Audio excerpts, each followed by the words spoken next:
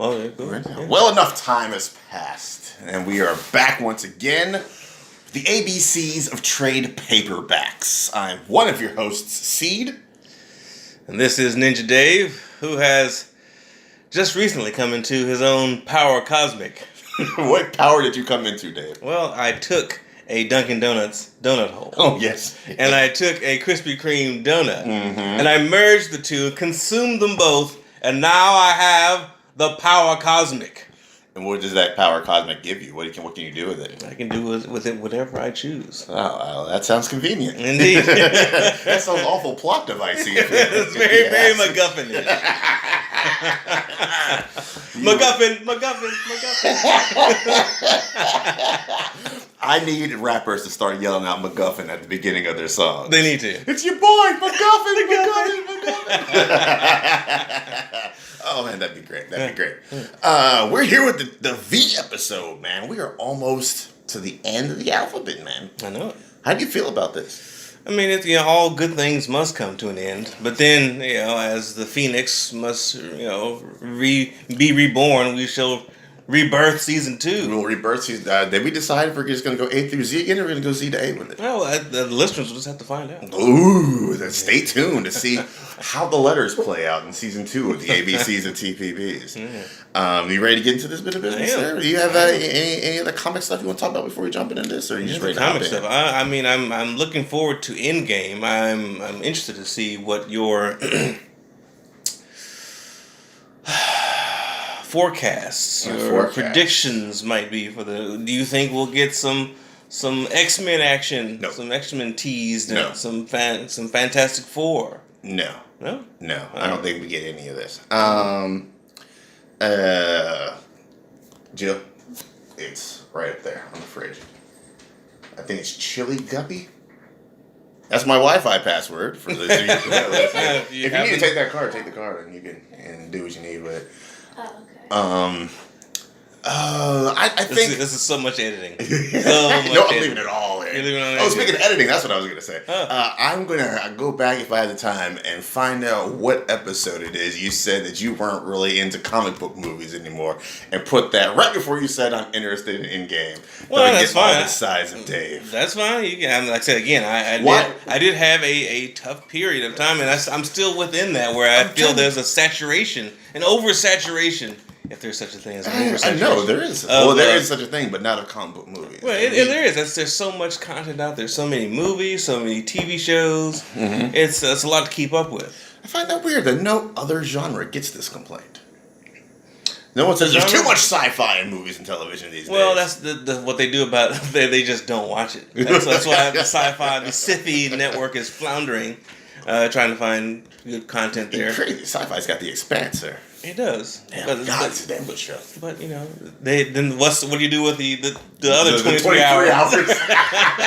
They can't all be Looney Tunes reruns. And that's life advice from Ninja Dave. There you go. They can't all be Looney Tunes reruns. No, I don't think you see any X-Men. I don't think you see any Fantastic Four. No Deadpool. I think this needs to be a conclusion that is all inclusive to the MCU as it was when it started. I don't think so. I think Marvel can't resist planting those seeds. It's gotta as as with their events in the comics. As one thing ends, they plant the seeds and the mystery for the next big thing. I don't think you can't just be Marvel can't be like, all right, this is it, we finished, we close it out, and people are going to leave the theater scratching their heads. Well, are they going to make any more? What's happening? They're going to make more. No, of course we do. If anything, you just set up Spider-Man because it's the next movie, and then you go about your day. No, there's got to be another mystery because once they close this one out, the next thing must begin. Okay. You have to give the viewers, the mainstream, a reason to be like, hey, let's stay invested with this. Not, okay, well, I'm done with the superhero business. Let's see what Game of Thrones is talking about. I think there's still enough within the MCU itself that leaves it open for investment without having to bring in all of these other characters that they just now acquired. That's true, but they're going to put something in there. Plus, when would they have time to film it? They were already locking down the final cut when this deal went through. You know, So there's such a thing as reshoots and last minute things, and well, I mean, like locking down the final cut means that they're done with all the reshoots, and the final lock is the final lock. They're like, that's it, take it to market. You never know what they have up their sleeves, man. You never know what they have up their sleeves, though. But no, I don't think there's going to be any of that business. Obviously, you are saying that you do. What do you think is going to be? X-Men? It's going to be Fantastic Four? It's going to be Deadpool? And they could be a mixture of all three, and there's some name dropping, some hey here mutants are name in this dropping. thing. I'll give you that. Yeah, yeah. You'll give me name dropping. If there's anything, I think it'll be name dropping because I don't think they will have casted anybody to be in any of these roles yet to see them on screen. Post credits scene with some super juicy stuff going on there. The closest I'll say that they could get is what they did at the end of Iron Man 2. That post-credit scene where all you see is Thor's hammer, but you don't see Thor himself. So I'm not sure what object or article you could see. Maybe like the X-Men's SR-71 Blackbird plane or something like that. Or like just Cyclops' visor laying on the ground or something like that. But I don't think they've casted anybody to show anybody. Wolverine's a poster boy. They got to show the claw or something that's coming out of there. I think if Marvel's smart, they'll stay away from Wolverine for a little bit. Well, a little bit. We'll see. I mean, anything can happen. What do you think about... What was I going with this? Did I lose it? I think I lost it. It's still Endgame related? Yeah, it is. It was still Endgame related. So that means when you get old, Dave. I know it. It's all right. Okay. Let's move on. This week's episode, we're in V's, like previously stated, and I have with me The Vision, Volume 1, Little Worse Than a Man, written by Tom King, man. The King before he went over and did all the good works at DC Comics. I forgot he got his start with Marvel. Yeah. He's so ingratiated with the name of DC now. Forgot he started there.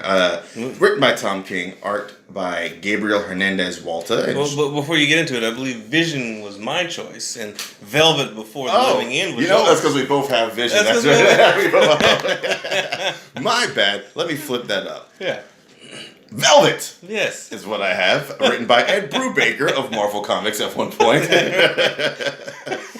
Brubaker, art by Steve Epting. Those two combined gave us the story, The Winter Soldier. Indeed. Yes, and Elizabeth Breitweiser on the colors. If I could make a dream team making my own comic book, and I could hire anybody with unlimited funds, Elizabeth Breitweiser would be my colorist. Really? She's also the colors on Kill or Be Killed. And she uses the liberal amount of red all up through that, which is my favorite color. Chris Apopoulos, the Mad Greek himself, on the letters. Young Dave Brothers. You ever had a chance to hang out with Dave Brothers? I don't think so. He looks like an older version of you. Really? Yeah. Dave Brothers is dope on Twitter, by the way. I had a chance to meet him at New York Comic Con a while back. Yeah, he was synonymous with Image for a while now. This is Velvet. Yes. Doppelganger. A doppelganger. I have not yet destroyed. He's got you by maybe like... Brothers must be in his 40s, I think. So he's got us by a couple of years. Okay. A couple of years. Fair enough. I'll be 40 this year. You'll be 40 this year. Jesus, man. What's it like being old? It's, you feel more seasoned. You feel more Lowry's. Volume 1, Before the Living End. This is a spy book. This kind of harkens back to... The story kind of feels... Well, it's just told in two time periods. It's told contemporary and it's told back maybe it's a little bit past the Cold War-ish type days. What's your take on the spy genre, Dave? I'm okay with the spy genre. I've been, my dad and I have been a fan of the James Bond series for quite some time. And I like a good yarn. I was kind of put off by the Grayson series a bit. I expected something different or a little bit more from that one. I liked the Winter Soldier stuff. But it seems that, I don't know, the spy genre seems a little bit...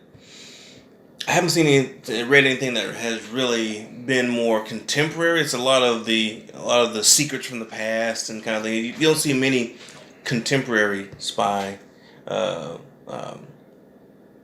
stories, and I think it's difficult to do in this day and age with the you can just sit a hacker in a place and they can figure out a lot of stuff. But what's your thoughts on the updated James Bond, Daniel Craig's James Bond run? That's very contemporary. I enjoyed the first movie, Casino Royale. Yeah. After that, it just kind of went off page for me. Even though they were shot well, they had a lot of action pieces. Loved some of the characters. It just didn't feel like a good spy yarn for me. It felt more like an action piece. Would you say the same with the Mission Impossible movies? I skipped a lot of those. Oh, man. It has more action than anything. Yeah, definitely more action than spy craft. It's been a while since we had a good classic spy craft. They attempted with that horrible Jennifer Lawrence Red Sparrow movie last year. I missed it. Well, I wouldn't say you missed much. Yeah. What about that? Because I think I started watching that Tinker Tailor Soldier. If you want a good slow burn that you actually need brains and have to pay attention to, that's the movie you want right there, man. Okay. Tinker Tailor Soldier Spy. Mm-hmm. Also, and I cannot stress this hard enough, The Man from U.N.C.L.E.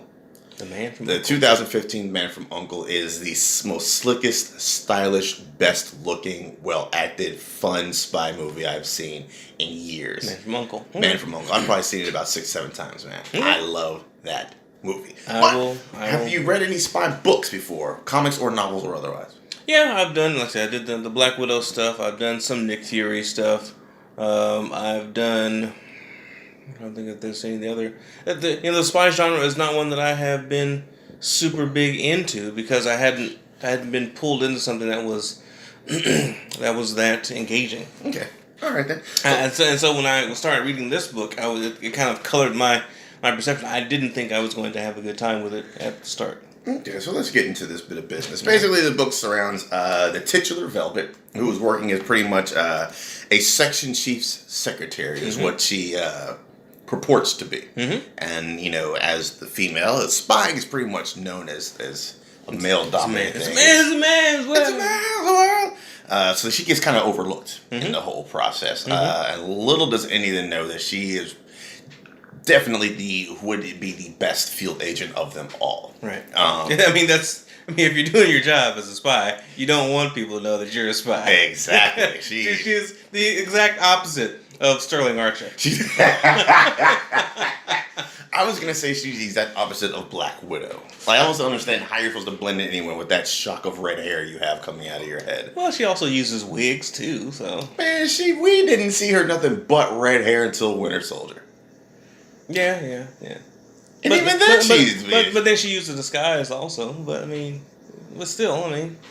I feel like being a redhead is just can you pick her up out of a lineup? Well, yeah, it's the redhead right there. Like brunette, like Velvet is, blonde, or Sandy Brown. Those all blend right into the crowd. But that Widow hair stands all the way out. Especially they mute it for the movies, but in the comics, her shit is bright. But anyways, fair enough. Her lover was previous lover killed mysteriously on assignment by a person who we don't see, and that's the opening, and that's kind of sets off the time bomb of this entire story. And she's like, F it, I'm gonna figure out who killed this dude, and in the process ends up being framed for the job, and then things progress from there. You get some good action pieces. You get some good spy craft. They lean heavy in the trope of reaching out to. I'm not sure if they do it in Volume 1, but reaching out to the old retired spy for reach out your feelers for your peoples and your contacts and all that kind of good stuff. Bump heads with the KGB. You gotta bump heads with the KGB. Is your spy story a spy story if you do not bump heads with a KGB operative? Right, it's not. It's not. I don't think it is. What you think about all that? You got disguises, masquerades, car chases, shootouts. It has a lot in this first volume here. As I said, going into it, I was not thinking I was going to have a good time. I felt like, there's another spy yarn. I'm not gonna. But as I read it more, I kind of got more into her character and the motivation for why she was doing what she was doing, which it came from a great place. That was mine. This right here was my favorite panel, I guess you could say, even though it wasn't a panel. Yeah, that's a great cover. Yeah, that cover just really hit the mark. No, it's I started getting more into the adventure, the action, a bit of the intrigue. I liked how the code names seeded throughout, kind of stuck, and they had their own mythology, I guess you could say. Yeah. I guess I wanted to get more. I guess I wanted more of a lineup of some of these operatives too, because it's clear that they're just starting to, to dip us into this world of spydom. And she's a competent spy. She's more competent than the other ones. Definitely than the men. And she has a great backstory with that too, of being being the one of the only females being trained, and she in typical fashion has to perform twice or thrice better than her male compatriots just to prove her mettle. And it's just I enjoyed the story. Yeah, it's very period piece feel. Even the stuff that's supposed to be contemporary still feels kind of like a period piece. What about the artwork in this book? Your boy Epting, man. Epting is always a solid artist. Yeah, it's very solid. There were a few panels that their like body shapes didn't quite match up. Like the section chief, I forget the guy's name, but there was a section. Yeah, okay. He was standing in the rain, and there was a shot from the side, and he looked way too wide, unnaturally wide. Just big fat dude. Yeah, and then so some of the gore was done well. It has it especially in the rain, it gives that noir look. Yeah, it does kind of, and you get to see her thoughts as well throughout this, which I think definitely lends to that noir style. You gotta have the inside thoughts because that pulls you in more to the to what the character is going through, what their motives are, and it sets the tone pretty well. The action sequences are really good too. Even though they're showing something either happening or have just happened. Yeah. It makes you feel like you just see it, that you're in that moment. Yeah. And sometimes it can be difficult to portray that in the artistic medium. One thing that I really like about this is an unwitting antagonist. Once she gets framed for the joint, they have a dude whose whole mission is to track her down, bring her in to see what's going on. Now, he thinks that she actually did this because that's what all the clues lead you to believe. So she's having to deal with his pesky ass and evading him throughout the volumes. While he's just a dude trying to do his job. So he's like an antagonist, but he's not an antagonist. I like antagonists that are just dudes that are assigned to do. Tommy Lee Jones. Yeah, I knew you were going to say that. I didn't do it. I didn't kill my wife. I don't care. Yeah, exactly. He's just there to do his job and go about it. Let the court sort it out, or let God sort it out, or whatever the case may be. Right. Has this sparked any interest in any other spy joints that might be out there? Has not. Not even one bit. Huh? I enjoyed this read, but I am not going to seek out the next one. Oh, this is a no-go for Dave. You see that's what we call bait and switch. He enjoyed. Well, I do wield the power cosmic. Damn you, Krispy Kreme! I told you he was coming. All right, but a no-go, huh? Yeah. Now, so you enjoyed it, but you didn't enjoy it enough. Is that what you're saying? I enjoyed it enough to be like, hey, let me get to. I mean, the series this book left off with some interesting questions, a little bit of a cliffhanger that would typically say, hey, propel you to the next book. But I was like, all right, well. Volume 2 isn't around me here. I guess I'll stop here. Okay. All right then. Sheer laziness. Well, it was what makes this a no-go. Not just sheer laziness, but it's just I'm like, hey, I had a good time with it, but I don't feel the need to continue. There are other things I could be reading and watching and doing. All right then. Yeah, I did enjoy it though. Really fucking like this series. Yeah? They wrap it up in 3 volumes. It's really? in and out. Yeah, it's a quick story. I've talked to Epting about this a couple of times to see if there's just a casual over tea chat with Epting. I wish it was that casual. Asked him if we're gonna get any more from this World of Velvet, and he's telling me that fucking Brubaker's too busy. Man. Too busy to come back to the World of Velvet. That hurts my soul. Hurts my soul. But yeah, 15, I think. The thing that killed me is they were on that Hawkeye schedule for a while, releasing these joints out. So you'll get like 1 in June, 1 in July. You're not going to get anything else till like October. Ooh. Yeah, I hate releases like that, which is why there's trade drops. Your boy's all over it, man. Okay. And so that's obviously a go for me, a no-go for Dave. Hurts my soul, man. It's all right. Hurts my soul. That's all right. You know what we should do? Also have a like a recap episode. Like at the end of this, after the Z, we do like we'll do like a palate cleanser where we talk about, hey, after we did our no-goes, mm-hmm. you know, which series did we actually finish? Did we continue reading? And then do we recommend our readers continue? Well, I can tell you right now, I haven't continued reading anything we've talked about. Well, not specifically just because I'm so busy, but things that I do when I have time intend to continue reading. Oh, okay. I'm on the other side of that fence. So there's things you have continued. I have continued to read some things. So you did read more Chew, is what you're saying. No. I could not. You couldn't. I couldn't. I couldn't find a buyer for my volume 1. No matter how hard I tried, you know? Throwing at homeless men in the streets, turning tricks on the corner, you know. You want this Chew, man? I want this Chew. Get out of here! I know what that's all about. Just package it up and send it to Image Comics. They'll do something with it. Get that return to sender real quick. Grab bag. Yeah. They paid for cash on delivery. You'll find it again repurposed for Free Comic Book Day. All right, then. I think that's it for Velvet. Do you got anything else, sir? That's it for me. All right, then we'll be back after these audio messages for some Vision again. Tropical parasites, your carefree infestation ends here. Tonight, you swim in ointments of righteous hygiene. Flee before the might of modern medicine. Mites, lice, and chiggers, your days are numbered. Yes, in this house, cleanliness is next to dogliness. And we are back with part 2 of the V's of the ABCs of TPBs. The Vision. A little worse than a man. This one's done by Tom King as well. We kind of got the intro. I don't know who was talking about all that craziness at the beginning. But we have it here. I'm glad you let me get as far as I got into that before you. I thought you were just doing hey, I'm going to introduce both books. I was like, hey, this is your place. I was about to hop both feet in. Page Balls 1, deep.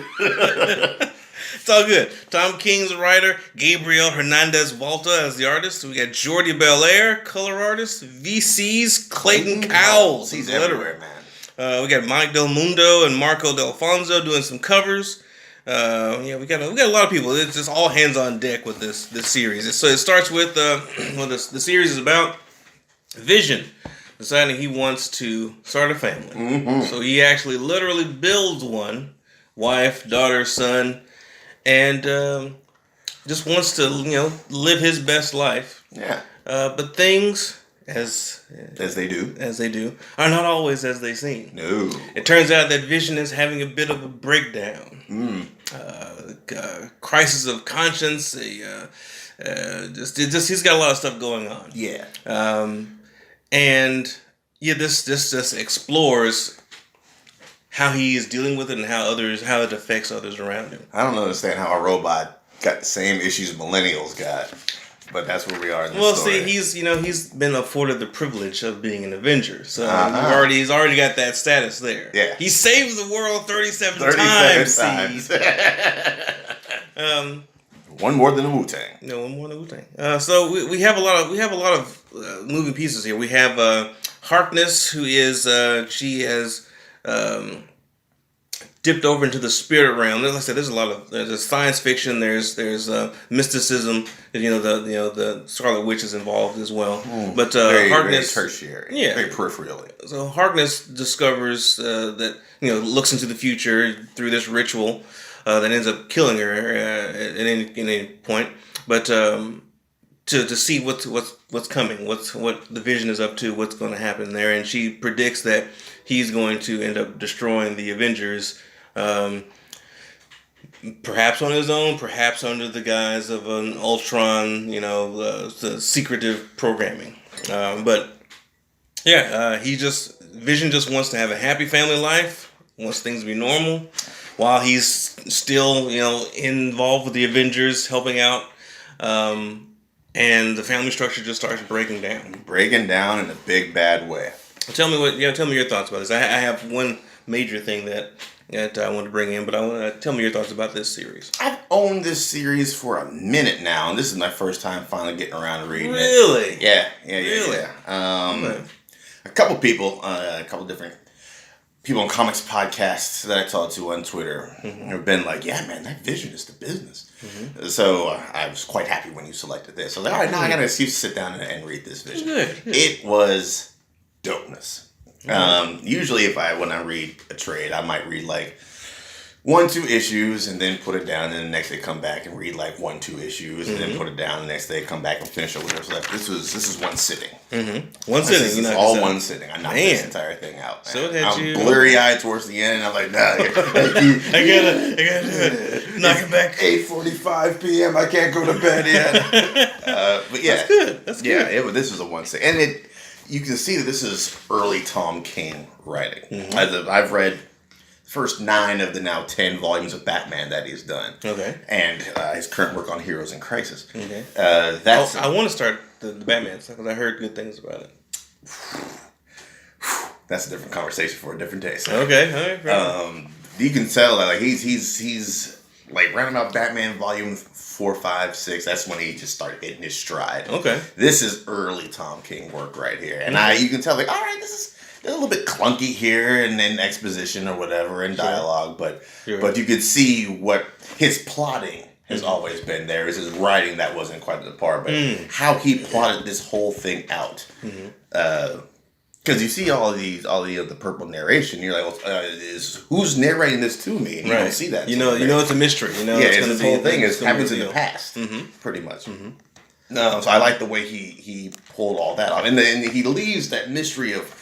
We meet these people, and we know that at some point in time, the Vision is going to be the reason their house burns down. But we don't know any of that. We don't know how they get to this. So you're along for the ride to see how they unveil all of this. Yeah, and it kind of keeps you on your toes because you've been given glimpses of the future, much like the person, the people who eat the petal twice to gain this vision, this vision of the future. You get bits and pieces, so you don't exactly know how everything runs together, but you know that something bad is gonna happen. Right. You want to try to stop it. So it's so as the reader, you're like, okay, I know this thing's gonna happen.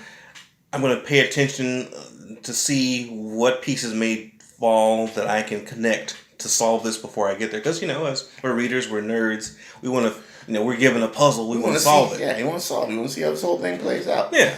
And it plays out very well. I think the breakdown in the family was, first of all, his fade, his haircut's fucked up. How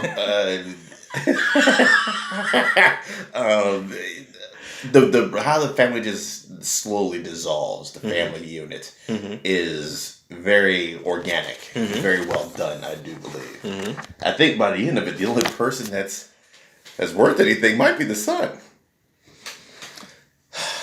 Vision's completely done.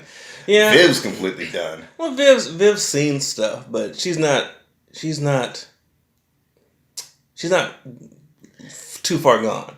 The son is just he's going. He's like a teen. He's going through some stuff. Yeah, I mean, with the allegory of him reciting Shakespeare, very kind of parallel to you're going upstairs and masturbating, all that kind of deal. So I think. He would have been okay. It's the wife that's really been.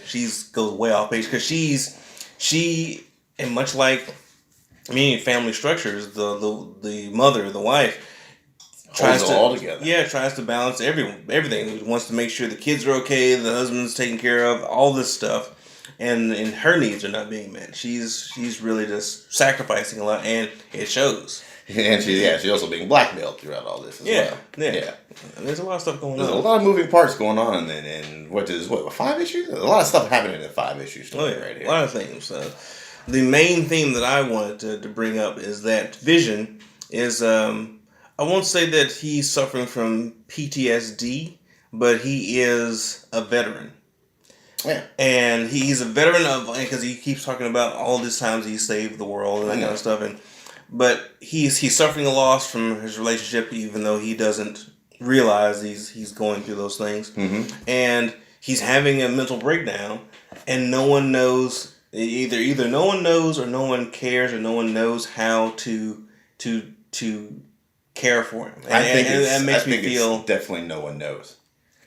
Yeah, no one knows. I think he slaps on that. I mean, well, first of all, Vision ain't an emotional dude in the first place, right? So it's not like he has to fake being happy. Sure. So he doesn't have to put in that effort. He's very impassive. So you know, he can still just be impassive while everything is falling down around his ears, and no one's going to really notice any change in behavior. Well, I guess I can agree with that. No one knows until Harkness comes to the Avengers and says, "Hey, here's what's going on." Yeah. And the Avengers send in what's his name? Ultron's newest creation. What's his name? Oh, I'm always Uncle, behind on my Ultron. Ruckus. Yeah. I knew he was Uncle Ruckus. Nice one. But what was his name? Well, anyway, where was I going with this? And the Avengers find out they're like, okay, we'll send someone that they're familiar with. To kind of ask the right questions, try to find out if there actually is a threat, because we don't want to go in and trigger the thing that we're trying to stop from happening. You know, because they this isn't their first rodeo. They know that. Vision shares the same brainwaves as Ultron. Oh, that's so, true. Yeah, you're always at the propensity for but madness. Also just talking about Avenger stuff. Whenever Tony Stark and the rest of them know, we get a glimpse of the future. We want to try to stop it. We got to do whatever we can. But then, we caused what we were trying to stop. They've done it quite a few times. Quite a few times. It's like, all right, let's use kind of the kitty gloves, send someone in to kind of take a look at this and see what's going on. Yeah. But yeah, it comes off as someone who's a veteran. Has fought in many wars, many battles. Is suffering from interpersonal relationship issues. His world is falling apart, and no one knows how to help him out. And then in some instances, it seems like no one that some people just don't care. Well, you said it before. I never got a vibe that no one cared. I think it was. I think it's more to the point of him being so alien and people not knowing how to deal with it, that they just. All right, I'm just hands off and step away. They don't take any interactions. I mean, right here, Iron Man's trying to say, hey, or no, this is his wife is calling him while he's fighting. I don't remember any interactions where people just kind of shooed him off. You've got, he's really good at keeping distance, but no, the neighbor that came to visit the detective that tried to question him. It's like no one knows how to deal with him. He's very and he's got his own walls of course, but yeah, it seems like no one can really relate to him. Even Wanda. I mean, no one knows how to relate to him. That's probably why him and Wanda didn't work in the end. So maybe that's more. Yeah, I'll retract that. It wasn't so much that people didn't care. It's just they didn't know what to do. He couldn't even relate to the wife that he built. Yeah. There's a lot of things, a lot of pieces of this stew. Yeah. Definitely interested in seeing. I think he only did 2 volumes of this run. Yeah, so I plan on picking up volume 2 to see what it's talking about. See how this hold on, whole thing plays out. This right here. Hold on. He's flipping. I'm trying to see with you because I got the thing on Comixology and. Oh yeah, that is my book, isn't it? Man, this is your book. yeah. So you've read this, yes, but you haven't read the second one. No. Oh, no, okay. I haven't read the second one. Oh, okay. Well then, because I was thinking that the TVB had the entire series in this. No, I don't. Does it?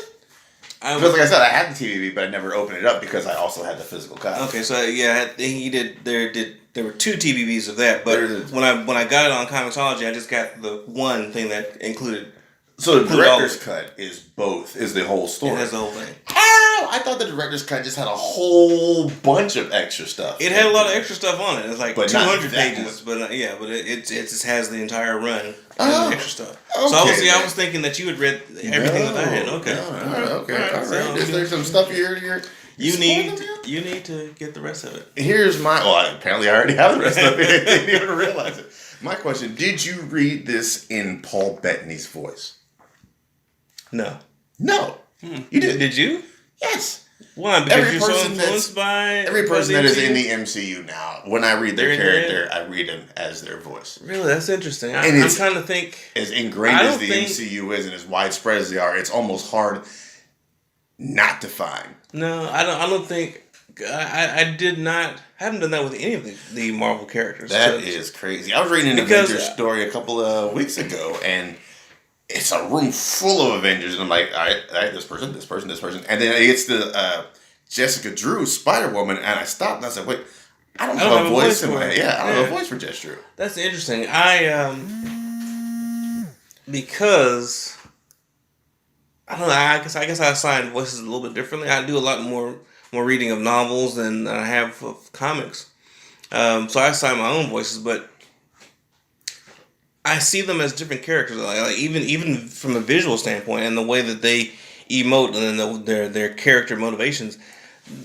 Bettany's vision is very different from the vision that we get here. Mm-hmm. So I couldn't assign that voice to him because he's a different vision. It's like having it's like having the Incredible Hulk, but then you have Ruffalo and then Norton. It's two different guys playing Banner. Norton doesn't factor into my plans. Well, I'm just saying. I'm just using that as an example. They're two different versions of them. So like if I'm reading, like say a run on a specific character, and you've got a different writer that's doing one part than the next, I'll have assigned a voice, mannerisms, what have you, to this first writer, but when it dips into the next writer, and they have narrative and stylistic changes, even artwork that can influence how the character comes across. So that's interesting. I don't. Yeah, I automatically assign this one less thing for me to think about, and it gets me deeper into the because I can picture in my head that actor or actress doing these mannerisms that you're talking about. Okay. Yeah, I just overlay that on top of whatever this character is. Now I have characters are. I have done some things where I have taken some celebrities, and I thought, hey, this celebrity would really play this character really well, so I would assign that voice in my head to that character, and then it kind of run from it. But it hasn't gone the other way where I'm like, hey, Chris Evans is on this Cap run. I can't. Yeah. Whenever Cap pops up in a comic, which I try to avoid at all costs, it's Evans in my head. So the MCU has in no way whatsoever influenced your reading of Marvel comics. No, not whatsoever. No. Interesting. No. If anything, it's been the other way around. I guess it's the comic is I guess kind of the original source is what I take as the Bible, and I can make my comparisons from there. It's like the MCU is a version of this stuff. The Ultimate Spider-Man cartoon is a version of Spider-Man. It's a different take, I guess. Interesting. Yeah.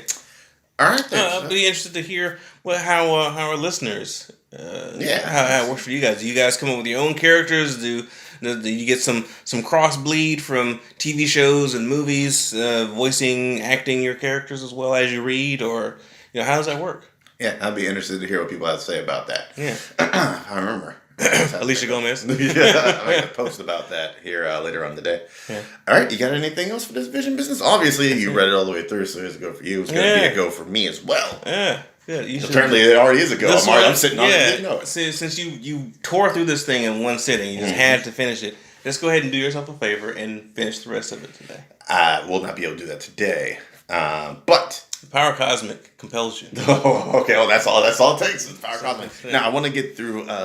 If I have time to do any reading today, I want to get through Marvel's last year's Infinity Wars run that they did, because who is currently holding the gems at the beginning of this story in Marvel Comics? It makes no sense, and I find it hilarious. Why Turk Barrett, has the Mind Stone, I don't know, but I find it endlessly hilarious. I think because they had like a little run-in leading into Infinity Wars, so Widow was sitting on one, and she gave it over to Wolverine to keep an eye on. I think Drax has one. I think Captain Marvel has one. I think it's extremely poor decision to put all the Infinity Gems on the same planet.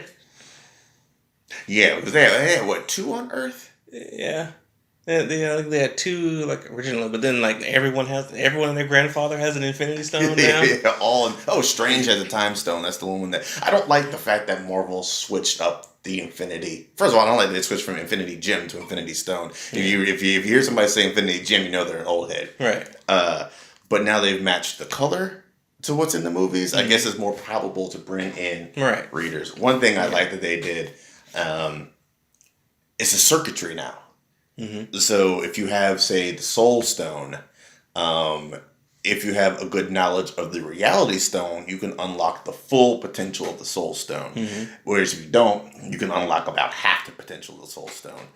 But if someone were to gather and master them all at the same time, it unlocks pretty much like a circuit path and opens up the full power of the Infinity Gauntlet, which is kind of cool. So that's why you need to read Thanos Quest. That's why I need to read Thanos Quest. That's the one it's also on Comixology. That's the one I was telling you about. One of my favorite Marvel series, and it was like a little two-parter, a little thin comic two-parter. Has a more contemporary cover here, but it's this style. You may cringe at the artwork. 80s! Oh, Jim Starlin. That's all I had to see. Yeah. Are you a fan of Starlin? Starlin's writing. Yeah, I mean, he did the Infinity Gauntlet. I would recommend this because it shows how he gets all that. That's what leads into Infinity Gauntlet. Yeah. It's extremely well done. It's something that was absent from the movie, which I wish they had included.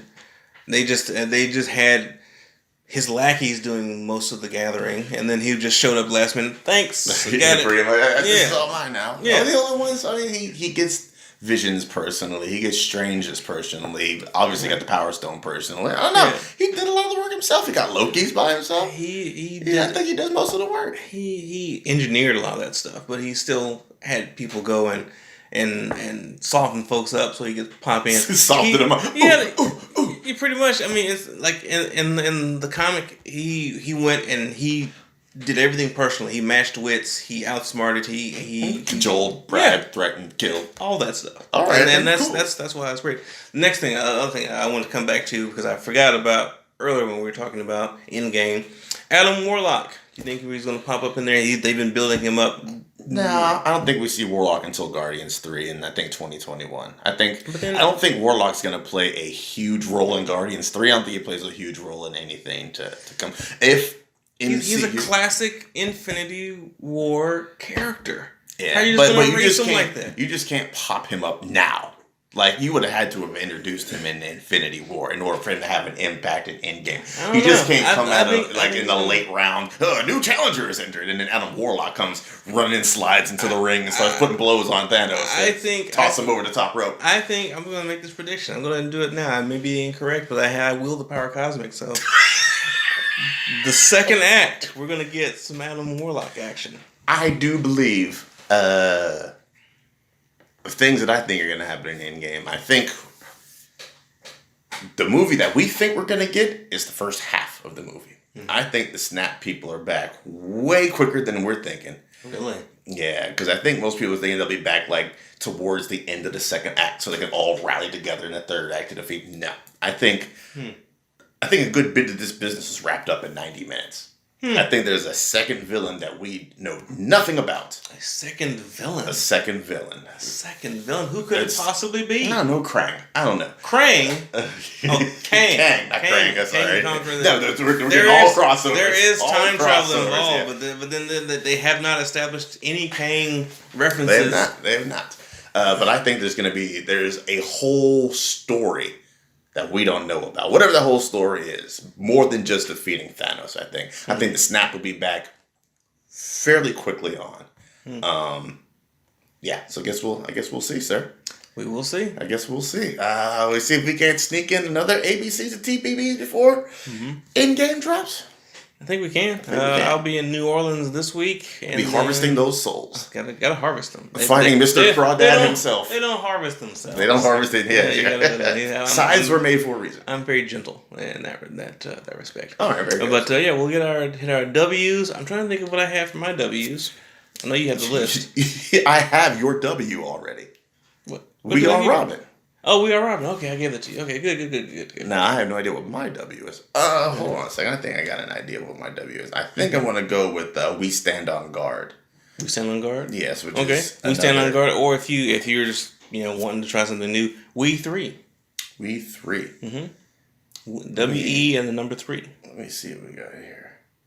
Oh, yeah. I was going to go with Wonder Woman Earth 1, but it's not good. It's not good? So, yeah. So, I picked it up. I read it. I got like 30 pages in, and I was like, this is kind of trash. But I didn't want to say it on Twitter because I didn't want people coming to me like, you just don't like women's stories. Right. And then, like, maybe 2 weeks later, somebody tweeted out, Wonder Woman Earth 1 kind of sucks. And the whole thread of people going, oh, thank God somebody said it. See? I didn't want to be the first. You could have been that. You could have been that trailblazer. Yeah. Don't be afraid of a little anti-feminist backlash. No, I think I'm going to stand on, I'm going to keep We Stand on Guard because it's a pretty dope Brian K. Vaughan story, man. Okay. Canadians, it's the Canadian-American War. What's there not to like about the Canadian-American War? I mean, it's very polite for, at least on one side of it. Oh, it's not polite at all. Oh. All right, then, I guess we will be back with our W episode here in a couple of weeks. And then that'll do it, man. That'll do it. You got any parting shots there, Dave? Guys, just keep reading, keep watching, keep messaging in the thread. We love to hear from you guys. Just makes the whole world go. I mean, if you're listening to this stuff, first off, thank you. Thank you to apparently Thailand. Yeah, Thailand is really Thailand is loving us. Once they're done busting shins, they got to get their read on. So just bust each other's shins, help each other up off the ground. Like, let's go sit down and talk comics. So yeah, go listen to Seed and Inch Dave. Just dish. If you're listening to this, I know some of you guys, put us on your playlist and give us a listen. We appreciate that. Thank you. But also listen and share your thoughts too. If it would be great to hear from some of you guys who are like, hey, this wasn't even on my comic book radar, but I gave it a read and yes, I agree with you, or no, I don't agree, or hey, I've already read this and yes, I agree, or here are my thoughts. So yeah, just let us know. We're kind of lonely out here. We're lonely out here. This is the show I get the least amount of feedback on, but somehow Thailand just keeps on listening. Maybe it's all the lube. Maybe so it's all of us being naked and lubed. Yeah, that must be what it is. Yeah, it's the sexual tension. That's really. It's really. Maybe and this is the Bible Belt, so maybe people are just kind of straying away. Maybe that's what it is. It's all right, guys. You're onto something, Dave. Maybe. Till next time. On that note, you guys take it easy out there. Stay frosty.